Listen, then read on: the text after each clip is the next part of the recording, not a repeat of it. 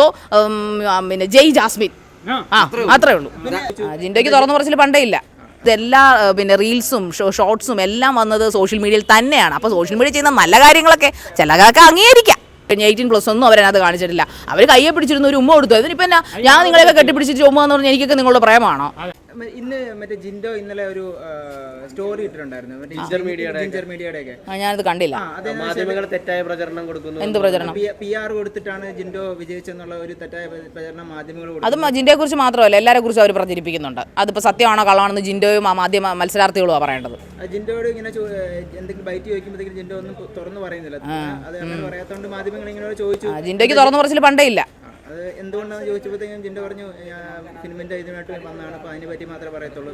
ഒരു ബിഗ് ബോസിൽ ഇറങ്ങിയ ഒരു പബ്ലിക് സെലിബ്രിറ്റി എന്ന നിലയിൽ ഈ അതിനെപ്പറ്റിയുള്ള അഭിപ്രായം ചോദിക്കുമ്പോൾ തുറന്നു പറയാനുള്ള ഒരു ഉത്തരവാദിത്തം, ഒരു ബാധ്യത പുള്ളിക്കാരനെ ജയിപ്പിച്ചു വിട്ട ആളുകൾ ചോദിക്കുമ്പോഴത്തേക്കും അതിനൊരു കൊടുക്കേണ്ടതല്ലേ? അതെ, തീർച്ചയായിട്ടും. കാരണം ഏതൊരു മത്സരാർത്ഥിയും എന്തൊക്കെ കോൺട്രാക്റ്റിന്റെ ബേസിലായാലും എല്ലാവരും ഇറങ്ങി ഇന്റർവ്യൂ കൊടുക്കണമെന്നും ഞാൻ പറയത്തില്ല. അറ്റ്ലീസ്റ്റ് വോട്ട് ചെയ്താണ് ഇയാൾ ജയിച്ചതെന്ന് പറയുന്നതെങ്കിൽ ഓഫ് കോഴ്സ് അവർ ചോദിക്കുന്നതിന് മറുപടി കൊടുക്കാൻ അദ്ദേഹം ബാധ്യസ്ഥനാണ്. അദ്ദേഹം ഇങ്ങനെ മിണ്ടാതിരുന്നിട്ട് കാര്യമില്ല. എങ്ങനെയോ കപ്പടിച്ചിട്ട് ഈ പറയുന്ന പോലെ മിണ്ടാതിരുന്നിട്ട് കാര്യമില്ല എന്ന് തന്നെയാണ് എനിക്ക് പറയാനുള്ളത് ജിൻഡോയെക്കുറിച്ച്. ഞാൻ ഇന്നും വിശ്വസിക്കുന്നു ജാസ്മിനാണ്, അല്ലെങ്കിൽ വേറെ ആർക്കൊക്കെയോ ആയിരുന്നു ആ കപ്പ് കിട്ടേണ്ടത്. ഹീസ് നോട്ട് ഡിസേർവിംഗ് എന്നാണ് എനിക്ക് തോന്നിയത്. എന്ന് വെച്ചാൽ അങ്ങനെ നമ്മൾ ഡിസ്ക്വാളിഫൈ ചെയ്യും, അങ്ങനെ കഴിവില്ലെന്ന്. പക്ഷെ അങ്ങനെക്കാളും കഴിവുള്ള ആൾക്കാരും ഉണ്ടായിരുന്നു.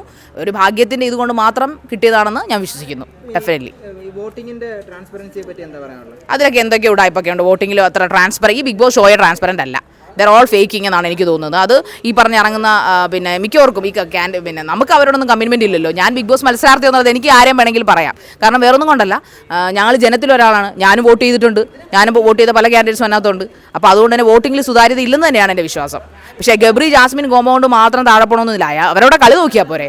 അങ്ങനെയാണെങ്കിൽ ഇതിനു മുമ്പ് ലവ് അഫെയർ ഒന്നും ഇല്ലാത്ത നല്ല പേളിഷ്, അതായത് പേളി ശ്രീനിഷും ഫസ്റ്റ് സീസൺ ഉണ്ടായിട്ടില്ലേ? അങ്ങനെ എന്തോരം ആൾക്കാർ എന്തെല്ലാം കാണിച്ചിട്ടുണ്ട് അതിനകത്ത് കിടന്ന്. പക്ഷെ അതിൽ വെച്ച് നോക്കുമ്പോൾ അവരൊന്നും ഒരു കൈനേരം പിടിച്ച് കണ്ണി നോക്കിയിരുന്നൊരു തെറ്റാണോ? അതൊക്കെ ഷോയുടെ ഭാഗമായിട്ട് കരുതാനുള്ള മനസ്സില്ലേ? നമുക്കിഷ്ടമുള്ളവർ ഇഷ്ടമുള്ളത് ചെയ്താൽ കുഴപ്പമില്ല. നമുക്ക് ഇഷ്ടമില്ലാത്തവർ ചെയ്താൽ തൊട്ടതെല്ലാം കുറ്റം. ഷൂട്ട് ചെയ്യുന്നതിന് മുമ്പ് തന്നെ ഇന്ന മത്സരത്തിൽ പുറത്ത്, ഇന്ന മത്സരത്തിൽ വിജയിക്കുന്നു. അതൊക്കെ നമുക്ക് ഇപ്പം ഇൻസ്റ്റ കൂടെയും.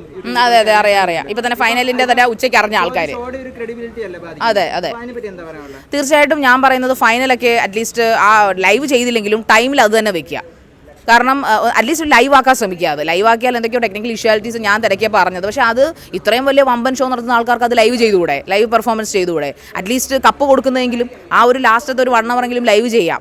അല്ലെങ്കിൽ പിന്നെ എങ്ങനെയാണ് ഇതിനൊക്കെ ക്രെഡിബിലിറ്റി ഉണ്ടാവും? ഉച്ചയ്ക്ക് തന്നെ ആൾക്കാർ അറിയുന്നു. പിന്നെ എന്താണ് ഇത്രയും കാലം നമ്മൾ കാത്തിരുന്നു? ഏഷ്യൻ്റെയൊക്കെ കാത്തിരിക്കുന്നു, ഓരോ മണിക്കൂർ എഴുതി കാണിച്ചിരുന്നു. പിന്നെ ഉച്ചയ്ക്ക് തന്നെ നമ്മൾ സോഷ്യൽ മീഡിയയിലൂടെ അറിയുമ്പോൾ അത് സോഷ്യൽ മീഡിയ കുറ്റം പറഞ്ഞിട്ട് കാര്യമില്ല. അവർ ക്യാമറയും കണ്ണും കാന്നുണ്ടെങ്കിൽ പാവങ്ങളാണ് ഈ സോഷ്യൽ മീഡിയക്കാർ. എന്തിനും ഏതിന് സോഷ്യൽ മീഡിയ കുറ്റം ചാരി.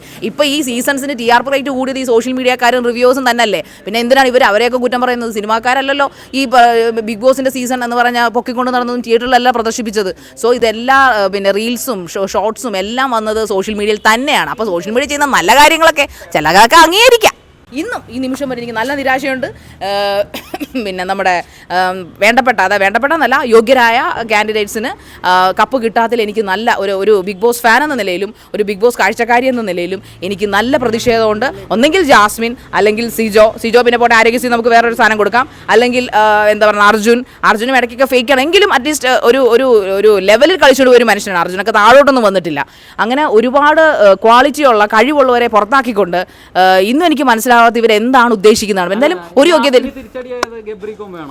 ജാസ്മിന് തിരിച്ചടി അത് ഗബ്രി കോമ്പയാണെന്ന് ചോദിച്ചാൽ ഗബ്രി പോയതിനു ശേഷം ജാസ്മിൻ ഡൗൺ ആകണം. അങ്ങനെയൊന്നും സംഭവിച്ചില്ല. ആൾക്കാരുടെ കണ്ണിൽ ഓരോ ഗുരുക്കൾ ഉണ്ടാകുമ്പോഴത്തേക്ക് അവരെ കുറ്റം പറഞ്ഞിട്ട് കാര്യമില്ല. അതൊരു ഷോ ആണ്. ആ കോമ്പയെ കുറിച്ച് എനിക്ക് പ്രത്യേകിച്ച് ഒന്നും പറയാനില്ല. അവരതിനകത്ത് എന്താ പറയുക 18+ ഒന്നും കാണിച്ചിട്ടില്ലെന്ന് തന്നെയാണ് ഇന്നും തിരിച്ചു നോക്കി കഴിഞ്ഞാൽ 18+ ഒന്നും അവരതിനകത്ത് കാണിച്ചിട്ടില്ല.